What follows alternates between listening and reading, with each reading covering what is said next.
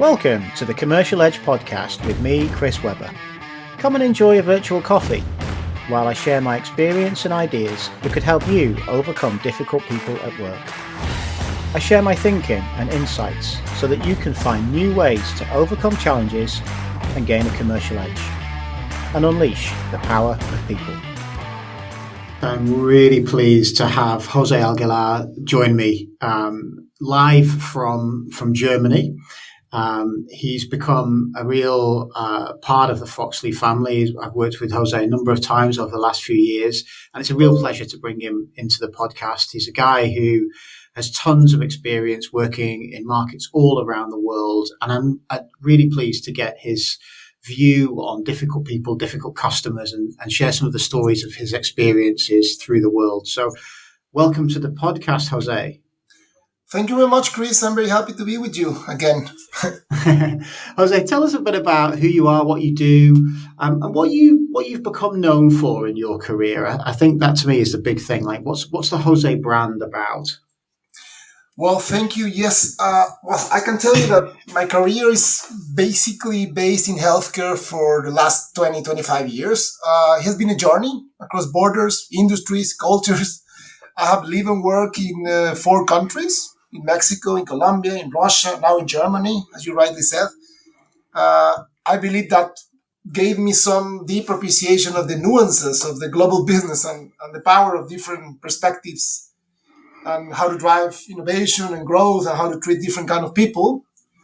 So over the last 20 years, I've been in pharmaceuticals, diagnostics, medical devices. So I've been working from launching products, dealing with sales in all of these countries. And I mean, usually I'm very exciting in getting to know new people, new businesses, and new cultures for sure. So let's talk about culture. It comes up a lot in work, and I think the more globalized we become, the more we see engagement, culture clashes and cultural conversations and misunderstandings. How has your experience been of working across cultures? Have you found it smooth? Have you been able to adapt quickly, or did you find it a challenge? I think when you start working around the world, you start dealing with these cultural, I wouldn't say challenges, but at least differences, right? So I think it's not the same when you just work with different people with different cultures while staying at home and working in the same in your same country than when you really move abroad and work and live in a different culture. So to me, when I first moved, it was a huge cultural impact because I went to Moscow, right? From Mexico City to Moscow. So you can imagine that was a big change culturally. So I was living in a hotel, so that was really helping because I was living in this American chain, so everything was in English and so on. Nevertheless, I was working in the Moscow office, and of course, working and interacting with people from a different culture and a strong culture like the Russian culture. I would say it was a little bit challenging at the beginning, but it turned out to be a very good experience to start my career abroad in Russia because this strong cultural background that people in Russia has, it really helped me to better understand how to work in a different environment. So you think it was easier that it was a very, very different culture, that it was, it's almost the complete opposite in many ways of Mexico, having spent a couple of weeks in Mexico City. Moscow is cold. It's, the culture is much less outgoing. It's a much more conservative kind of personality group of people, much, very direct in ways of doing business. Did it help you that it was so different that you knew you had to completely change? Or did you think that it was just so different that it became every day was a challenge? I mean, at the beginning, I didn't really know what I was getting into, to be very honest. I remember having a call from my former boss asking me whether I would be keen to hear an opportunity in Moscow. And I say yes, but I never thought I was going to get it, to be very honest. Fast forward after the conversation with the GM back then in Russia, she said, "Oh, by the way, we need you here. And yes, I want you to be the guy. And see you in 1 month." So I was like, I really didn't have the chance to really think about the cultural nuances and everything that I was going to be facing. I was more concerned back then to explain my wife that I just said yes to come to Moscow. Yeah, talking about difficult people in our lives, difficult people at work. Conversation. Yes. Difficult conversations. But what I can tell you is when I landed there and I started going to the office, yes, it was very challenging. I have to say it was not a very easy kind of conversation joining there. I was heading the fertility business back then, I remember, in the country. And it was a little bit shocking for my team in Russia also, like, oh, now we have this Mexican guy coming and heading the business, was something probably they were not expecting. And but it turned out to be less challenging, the working environment, than the living environment. And I think that's also very enlightening. Sometimes you think about Russia and Latin America like a very different countries, but when you talk about how business works and how things move around in the office with customers, with even with authorities, is not that different as you would imagine, right? Now, on the personal side, then I can tell you there's a huge difference between a Latin American culture and the Russian culture.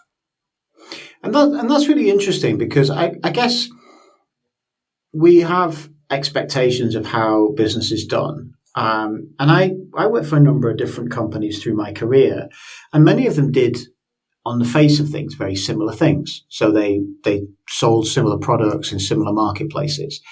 But culture of the organizations were very different, even though in theory they were, based in the UK or based in Europe and based around doing the same thing. I noticed cultural differences that I needed to adapt to. And at times they felt good and it was comfortable. And at times it felt very uncomfortable. And I guess we underestimate even those cultural differences. And you're just your reference there to saying, well, the business life wasn't that different. Was that because you worked in the same country, same company, and you just moved from one market to the next?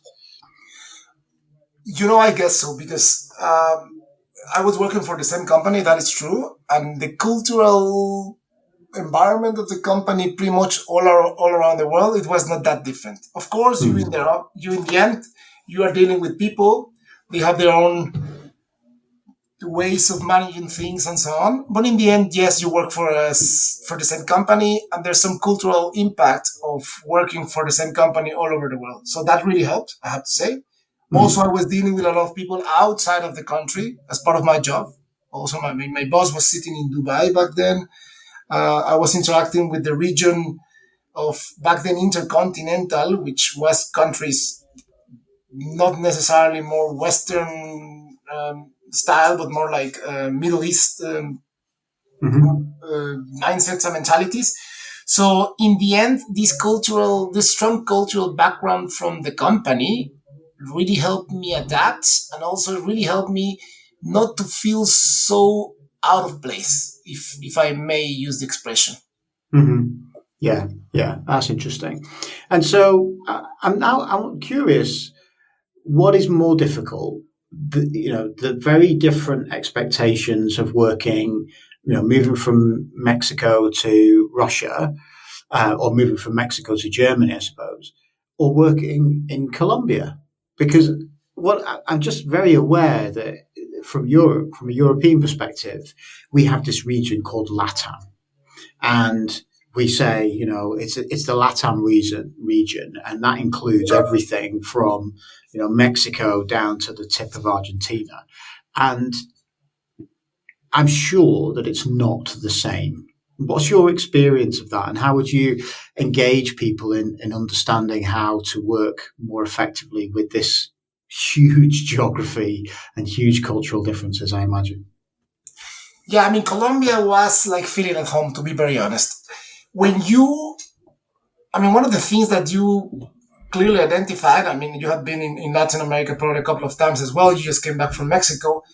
When you talk to people from Mexico, from Colombia, from Argentina, or even from Brazil, which is a different language, you don't see that huge differences culturally that you see in many other regions around the world. And Mm. despite Latin America being such a huge geographical extension, I mean, you from one place to another one, you really need to take some time, and sometimes are really, really long flights. But culturally, we are very much the same.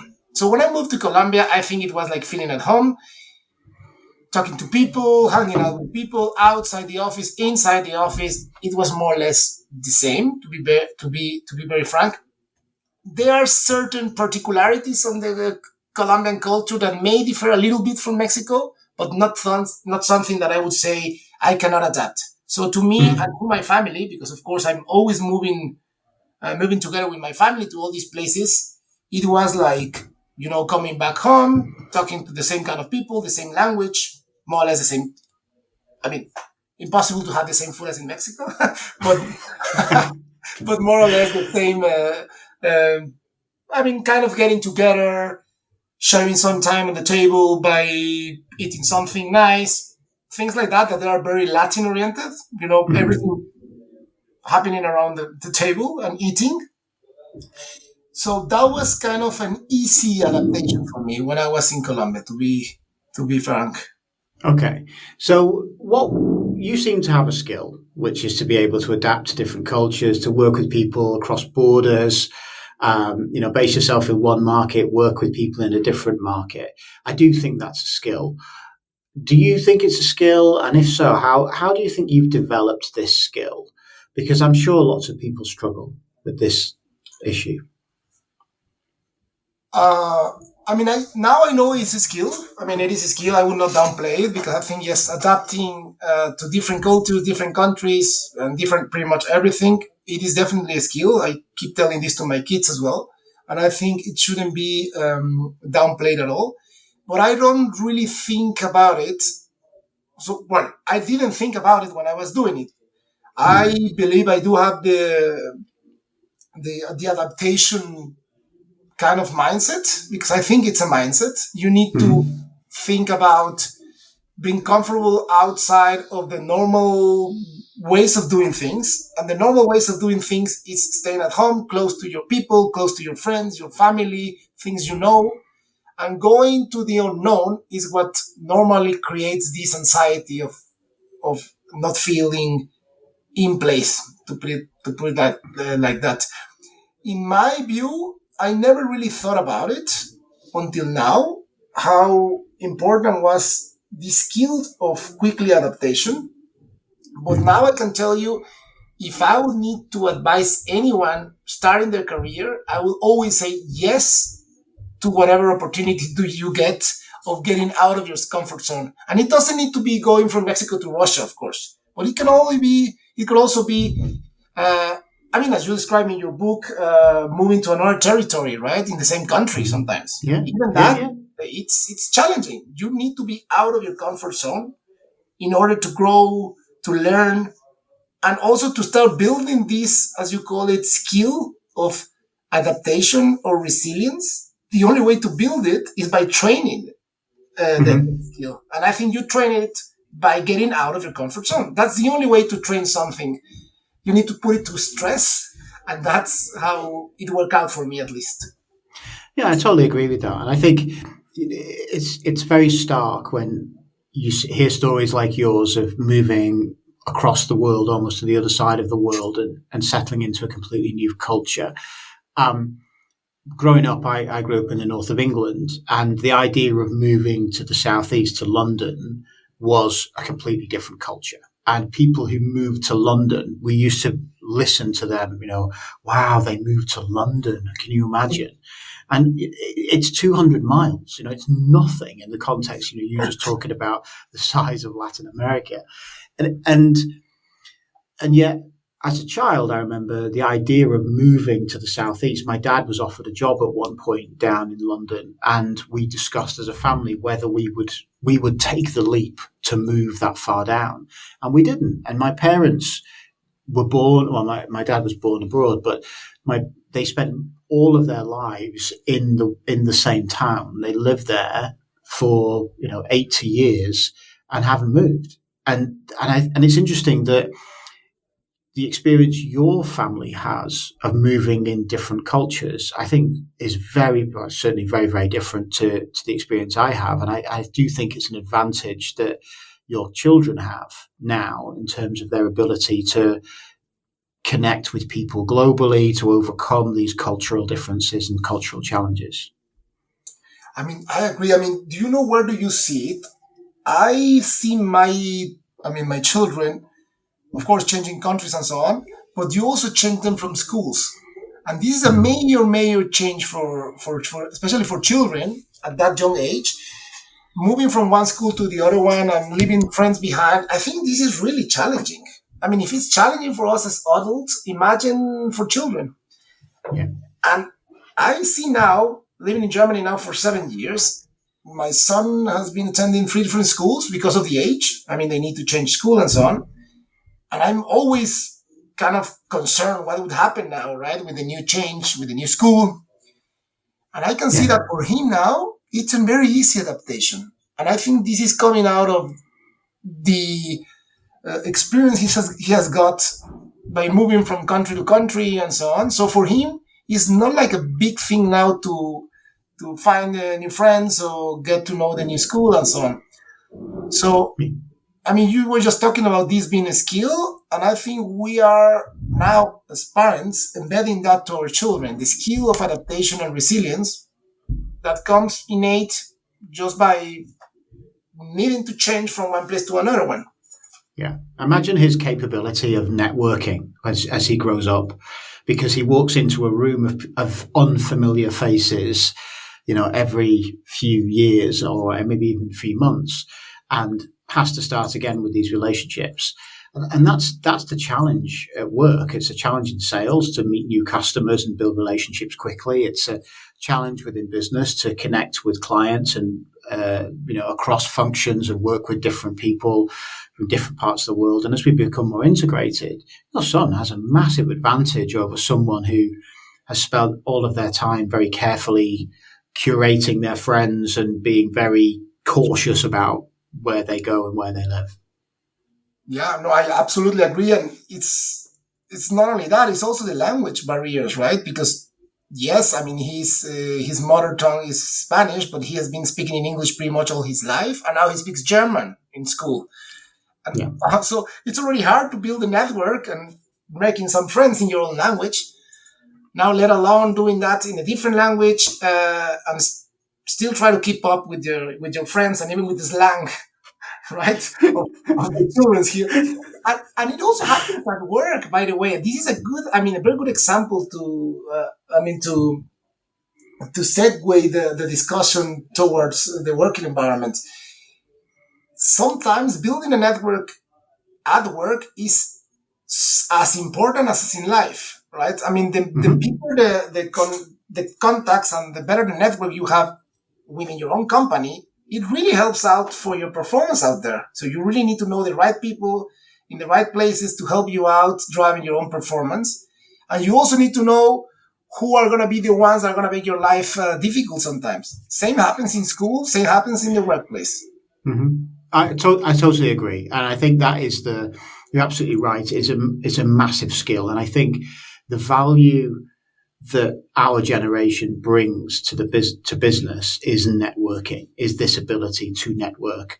I'm very lucky that I'm a native English speaker, but the power that you guys have as English speakers to suddenly open up places to work. You can work across LATAM, you can work across most of Europe.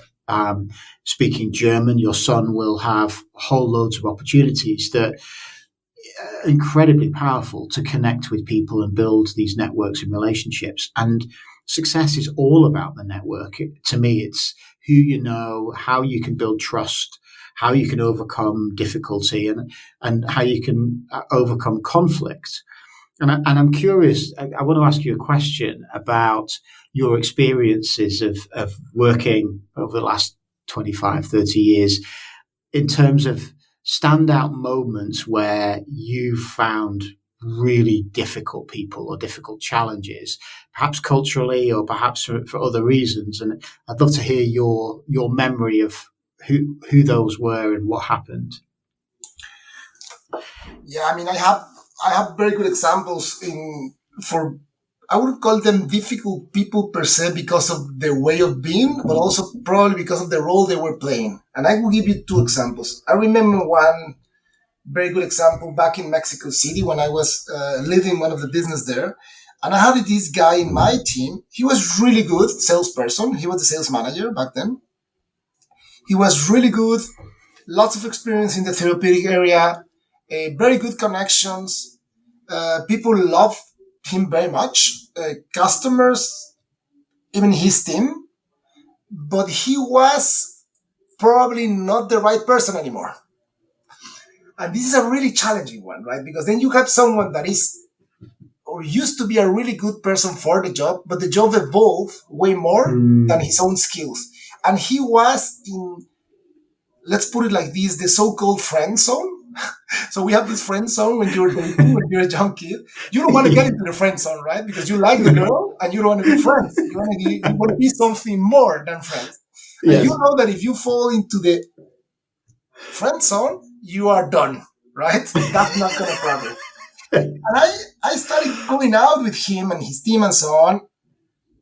And then I realized that he was being friend zoned by everyone, which is not necessarily wrong. But the problem is that sometimes you need to make the hard decisions, or even having very strong conversations with customers, or even you need to push them to say yes and you don't want them to say no. And when you're in a friend zone, it's so easy for a client to say no to you because, I mean, in their mindset is, I mean, this guy is my friend. I can, of course, be very open and say no and then don't buy from him, and I will still be friends of him. And same was with the people that he was leading, right? I mean, they were, of course, liking him very much, but to the point that some of them, they were not doing what they need to do. I mean, the sales team. Yeah. And he was not pushing enough. He was not being the leader that we needed that time to be. So that comes, that brought a lot of challenges and a question: what do we do with him? Right? We don't want to lose him. So what did you do? So we came out with a very sophisticated solution for the issue. So we didn't want to lose him. First of all, because we appreciated him very much, and I mean, he did a very good job for the company for many years. Clearly, he was not at that time the best person to keep doing that role, but we didn't want to lose him either to the competition or just to go somewhere else and lose some connections with customers. So we decided to put him in a different place, to not being the manager anymore for these people, and also not having the responsibility for selling to these clients. And we created a position for him that could leverage his abilities and skills and experience by keeping this relationship, network, support without having the responsibility to deal with it. In the end, it turned out to be a very good solution because he loved it. I mean, he really loved it. He was kind of doing his best work ever in many years because he was not with this huge responsibility of dealing with a huge budget of a wholesale team. He was not also on the lead in many of the negotiations with customers. And then he just was doing what he was the best doing, building network, training people, connecting one with another one. And so back then it worked out very nicely, and I think it was a good solution. But if we would have done it, then we were facing probably one of the worst of the nightmares when you have good people leaving because they cannot work with him anymore because they are basically not respecting him, and clients not buying from us. Yes. Yeah. And I think that's a really interesting story because it flags up a couple of thoughts in my own mind. I've got clients at the moment who've planning an event in a few weeks' time, and they are trying to overcome this particular challenge. Now, in their minds, it's in the early stages. They've got a team of people who are building good relationships with customers, but they worry that they're falling into this friend zone space, the space where the customer doesn't change their behavior because they don't need to, but they've become reliant on this friendship part of it. And it's a really interesting problem because as far as their team is concerned, they're doing the right thing. I need to have good relationships with my customers. And they're missing a big part of what I think that commercial relationship is, that relationship tension, which you describe. And I'm curious on your comments on that. The other thing I really like about this is lots of people, lots of businesses would have taken this guy and said, you're no longer good enough. You're no longer doing the job we want you to do. So we're going to fire you. That's the kind of capitalist, profit first scenario. But what you guys did was looked at where can he add value? Where is there space in the organization for him? And made a conscious choice of saying, well, this is the wrong job for him. It's not necessarily that we should sack him because he's got a lot of assets. He's in the wrong place for us. And if we move him somewhere else, he'll be much better, a much bigger asset for the organization. What's your comments or your thoughts on that? Chris, you were talking about culture before, and I think you have referred to culture several times. And I think this has also a lot to do with the culture of the company back then. So we were in a culture of trying to. So we were working in a culture of trying to build this relationship with people and also caring about people. So we were not making a decision on someone to leave the company just because the performance was not the best. Mm-hmm. However, we also saw the need to move him. So having a culture in a company that cares about people, that doesn't mean that you cannot move them or you cannot even fire them when it's needed. It's just you need to really understand what is the issue going on and find a solution for it that could be good for him and good for the company. And I think that's what we did. But I also believe that in many other companies, they probably would just fire him because was not the guy that they needed back at that moment, despite him contributing a lot in the past. And I think that, to me, has a lot to do with the culture of the company and, of course, the style of leadership in those companies.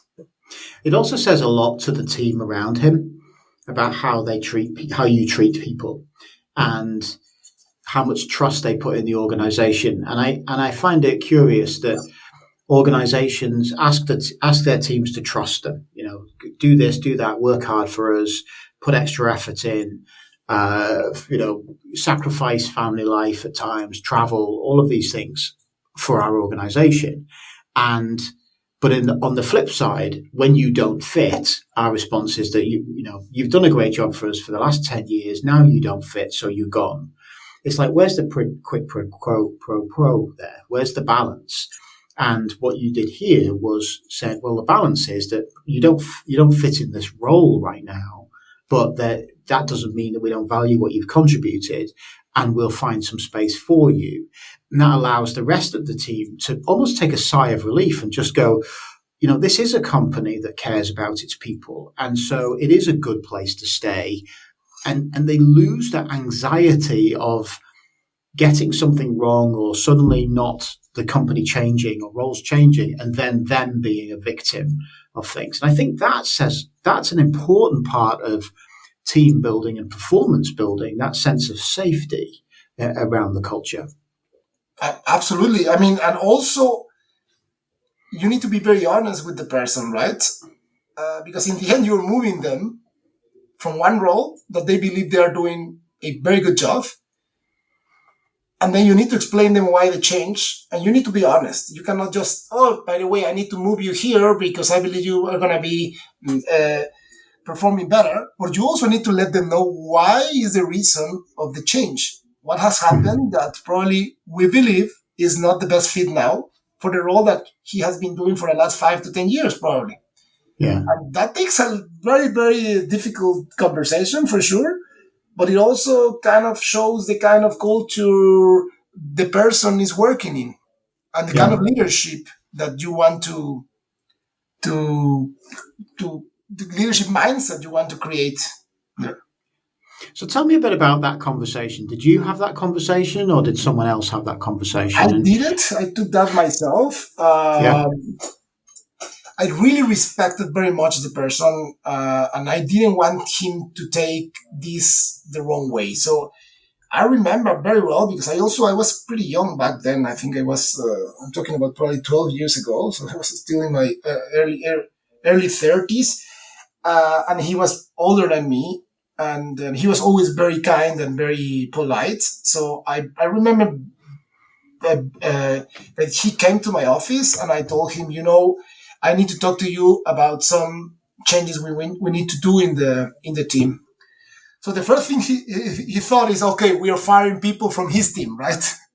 yes, Was not so uncommon from sales organizations. And I told him, and it's not the team, it's about you. And I, first of all, please don't think we are letting you go, because that's not the case. So let's start then.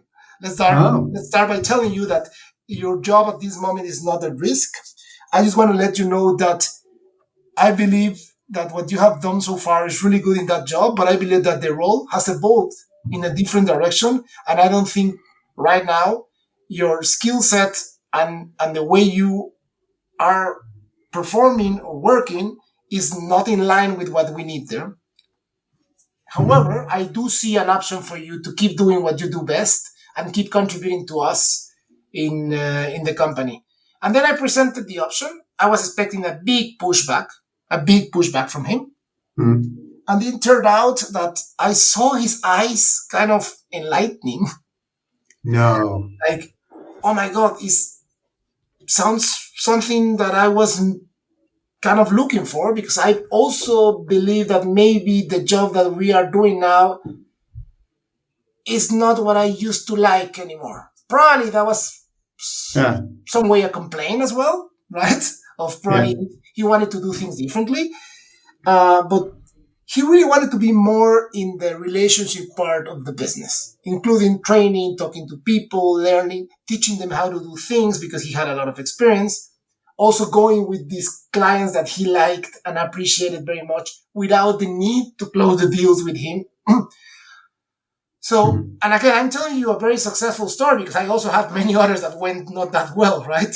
But this one, I think it's a very common example in sales organizations and in many organizations, not only in sales, when you have someone that has contributed a lot for your company, but probably they are no longer the right person.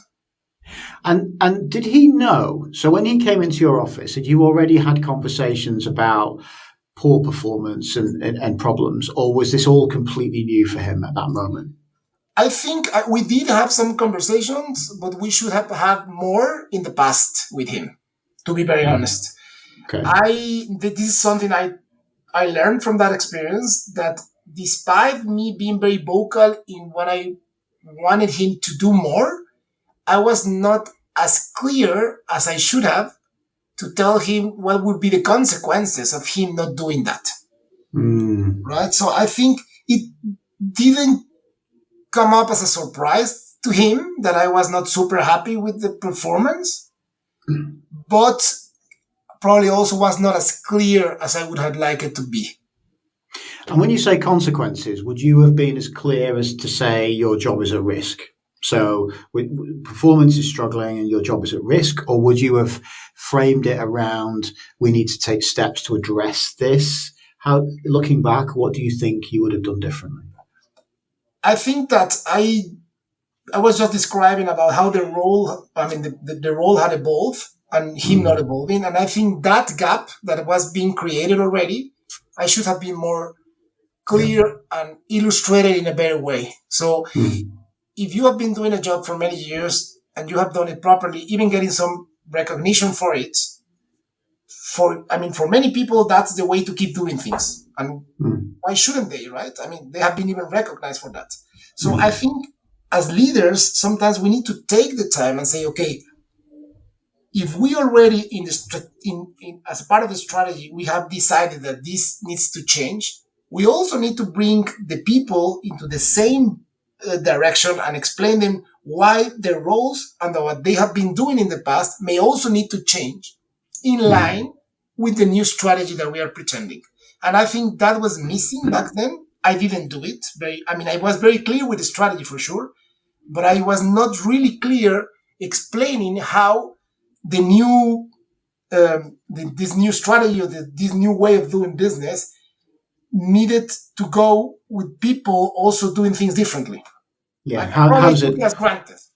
Yeah. So how does it look every day when you arrive at work? What is it that I want you to do that's different than you did in the last 2 years? That's the question, right? So how does that look? And then we can have a conversation about the skills that you need to do that job differently and whether you match those skills or whether you can learn those skills. But it starts from how does your day look different now than it did previously, and the actual detail of that, because it's easy to say to people our strategy is going to be more, I don't know, we're going to have a more sales focused strategy and less relationship focused, for example, and people go, that's fine, but what does it mean? What if I'm going to go meet my customer? What's the difference between what we did yesterday? And that's where you're saying you hadn't really been clear enough for him so that he could visualize what he's not doing or what needs to be different.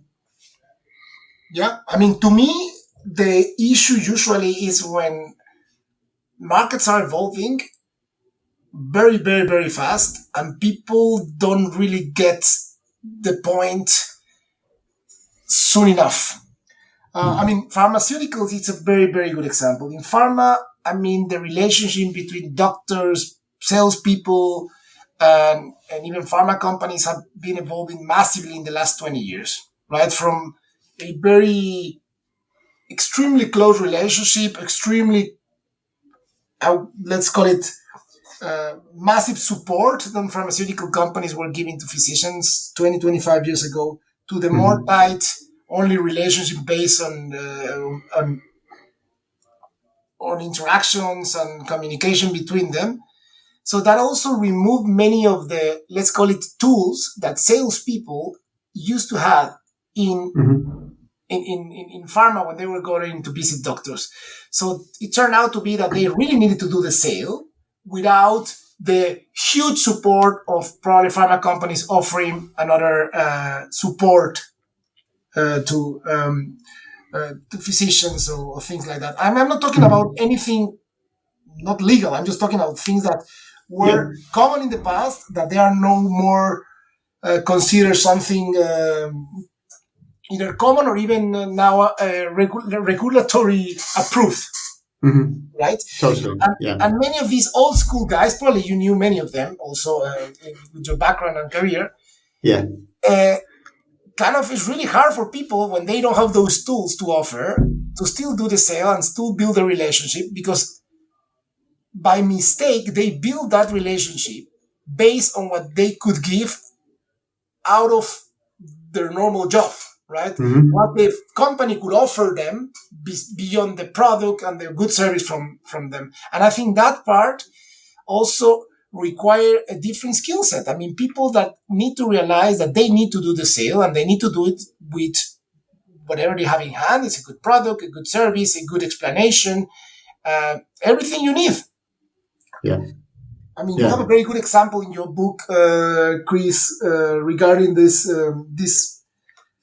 product that you were trying to sell to this physician, which apparently was not as competitive as the other one, right? Yeah. So probably, I mean, in your example in the book, I mean, you came back when you have a new product, but I would also challenge that, right? Probably you still needed to do the effort of trying to sell the product without being the one that he wanted. I think to me, that is the challenge of a salesperson. And I'm not challenging you for sure. I'm just challenging you the mental process of saying, oh, he doesn't want this product. I need to wait 2 years until we have a new one. I would say, no, you need to sell this one, right? And my problem at the time, when I look back on it now, was I was too narrow-minded of what was success. And when I look at it now, and if I go back to that time, I would have a much broader view of what was the barriers to his decision making, and how could I work together or work around him to make sure that things did progress. I mean, he wasn't the only person in that area that was buying those products, and but in my mind, he became this focal point, and it became, you know, I could have thought very differently about how to overcome that barrier and how to work around it, and I didn't. And that was and it's right. You're right. It was that kind of fixed mindset that it's the product which is the solution, and I was too narrow-minded in the way that I thought about it. And I think it's in, you know, just as you were telling the story about how times change. I was a junior young sales rep in the end of the 1990s. And I remember people who'd been around for 20 years previous, so they'd been working in the 1970s, telling me that when they used to go and see doctors and physicians, in the morning they would buy a packet of cigarettes, and they would take that packet of cigarettes to the meetings with the doctors, and they would give one to the customer. They would have one themselves. Their conversation lasted as long as it took them both to smoke their cigarette, and then they would move on to the next meeting. And during a day, they would smoke 20 cigarettes. That was the way that they used to do business. Now, that was never anything close to how I would do business. But that was, you talk about change. I mean, if you look at it from the other side, I mean, again, going back to this example of the product, because I remember, you know, getting people telling me, I mean, sales reps telling me, Jose, we cannot sell this until we get these advantage points for the product. Yeah. Because when we get that, then there will be no objections and no barriers to sell the product. Yeah. And then the question will always be, then when we would have this product, why would we need these salespeople, right? If the product alone doesn't need to be even promoted, then why do the company needs us? Yeah. Yeah. I remember an old sales manager of mine saying that if products was just about telling the features of the product, kind of just telling the features of the product, he said, I would send in dogs holding leaflets with the information on there, because he said everybody would see the dog. No, there would be no customer in the world who wouldn't be happy to have a meeting with a dog, particularly if it came in and then presented them with a piece of material. He said, I'm not paying you to just deliver information about the product.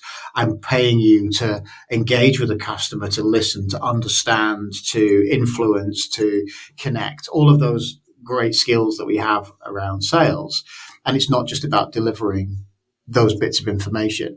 But you're right. It's the challenge of understanding the details of those roles and what is expected and how that changes over time is a huge challenge that we need to adapt to. And, you know, we've seen lots of change in the last 10 years. And I'm actually curious in your observations that you go back pre-COVID, the idea of working remotely for many sales roles was frowned upon. You know, you needed to be in a meeting room with your customer having those conversations.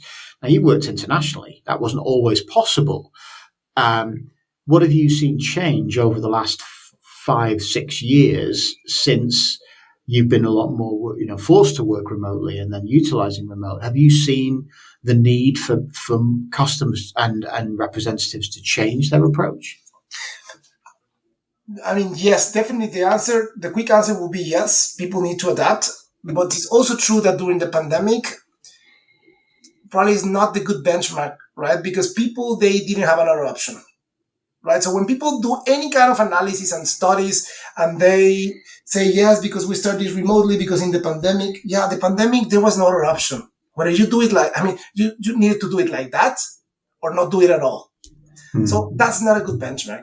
In general, you need to bring things to a normal baseline when you can compare one process to the other one.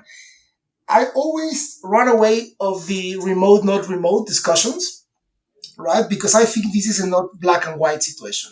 I always believe in personal connections. I am a true believer in that. I believe that even more now when people are not really connected, not even sitting in front of the other, having the skill of connecting with people, it's going to be one of the biggest assets in the future for children, for anyone, because people, they don't even connect anymore. So when you talk about remote or how the environment is changing in the industry and in general, I believe we need to understand what is meant to be remote and what is meant to be a face-to-face interaction. And again, face-to-face, even a face-to-face remote, it's still to me face-to-face, right? If you are talking with someone rather than just sending something in a platform or an email or even the new technologies that allows you to put a AI avatar talking to your to your doctors and so on.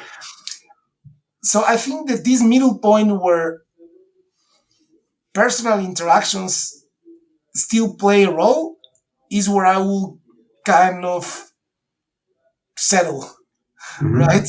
I think that tools are just that, tools. We need to use tools for what they are meant for, to use them as a support to do what we are planning to do. But in the end, it's on us to try to achieve our objectives. Interesting. Final thoughts, Jose. I'm curious to hear your reflections on the biggest lessons you've learned. You've just talked about it's about people, it's about connections. You've told the stories about having to give people bad news and to deal with people who are not adapting to the new world. You've also talked a lot about how you've learned to work in different cultures and to move to different markets. You reflect on all of that. What do you think is the biggest lessons that you've learned, or the advice that you would give to people who are starting out in a sales or commercial role today? Yeah, I mean, two things. Number one, the openness to learn. Especially young people, I see that with my children now. They are in this era that they know everything, or they think that they know everything. And I'm not saying they don't. I mean, they do know way more than we used to know when we were their age. But the problem with that is that you start closing yourself to new learnings, and really open to listen from experience of others, and try to get these insights and learnings and use them for your own career development. So to me, that would be the number one. You need to be open, and it's really hard. It's very easy to say, but really, really hard for people to really be open, to really absorb this knowledge from others. And the second one, I think, the power of kindness. I mean, nowadays the success journey for everyone, it sometimes means just doing whatever you need to do just to get there without any consequences on where you're leaving behind. And I think that people that are kind enough in what they do, and they are really playing the kind card genuinely and working like that anywhere, they always will find open doors and people that will talk good about them and people willing to make deals with them, because kindness also comes with honesty. And I think when people are kind and honest, there's no skill better than that that could put them in a situation where they cannot achieve anything they want. And again, this is not against hard work. It's not against being ambitious. It's just keeping the kindness as the forefront of your personality. I really like that, Jose. And there's a book that I read a few months ago which really made a mark on me. It's about status, and one of the things they explored was cultures around the world, and they went back to ancient cultures and cultures who are separate from the kind of main parts of society, and how they run themselves, how they operate. And there was a few things that they have as principles in common. And these are cultures that have grown up all around the world completely independently. And one of the things that these cultures have in common is care for their community. People who live in these groups and gain status in these groups and respect and leaderships and standing do so because they maintain, one of the rules that they maintain is that we support each other as a community. And that's not exactly as you described. It's not the same as I'm not ambitious or I'm not trying to do the best that I can for myself and for my family. But it is that I can't do that at the expense of the community that I live in and the people that are around me. And I think what you've just described really takes us back to how the fundamentals of society work and how you can build some really high performance groups just on those two things. So I think that's a brilliant piece of advice. I appreciate that a lot. No, thank you. I mean, in the end, Chris, you know this better than me. When you look back at your career, of course, you will remember some of the good deals that you closed, but I think you will remember more the people that you work with, the people you have the opportunity to develop, or the people that help you out. Those are the good memories that you usually take with you. And not really the probably the biggest deal you ever close in your life. I mean, that comes always second. Yeah. And I talk a lot about it, that the deal that you close will be the people that you did it with. That will be the memory. It will not be the deal. It will be, do you remember when we worked upon or what we did? That will be the experience that will stick with you. And I hope that there's a guy that you spoke with, 12 years ago, who looks back at that time, that conversation, as a positive moment in his career, not as something where he lost his job in sales and moved to a different part of the business, but as an opportunity to do something that he continued to love. And I think that is a great example of kindness in action, is that, give him bad news, but move him to somewhere where he's going to be happier. Couldn't agree more. Beautiful. Thanks for your time, Jose. I appreciate it. Thanks for sharing your stories and your ideas today. It's been a wonderful conversation. Thank you very much, Chris. As always, a pleasure talking to you. And again, if people haven't got the book, Get the Elephant Out of the Room, they need to do it very, very fast. Thanks for the plug. Appreciate that. Thanks for listening to the Commercial Edge podcast. I'll be back soon with another episode. Join me then when we delve into more difficult conversations. See you next time.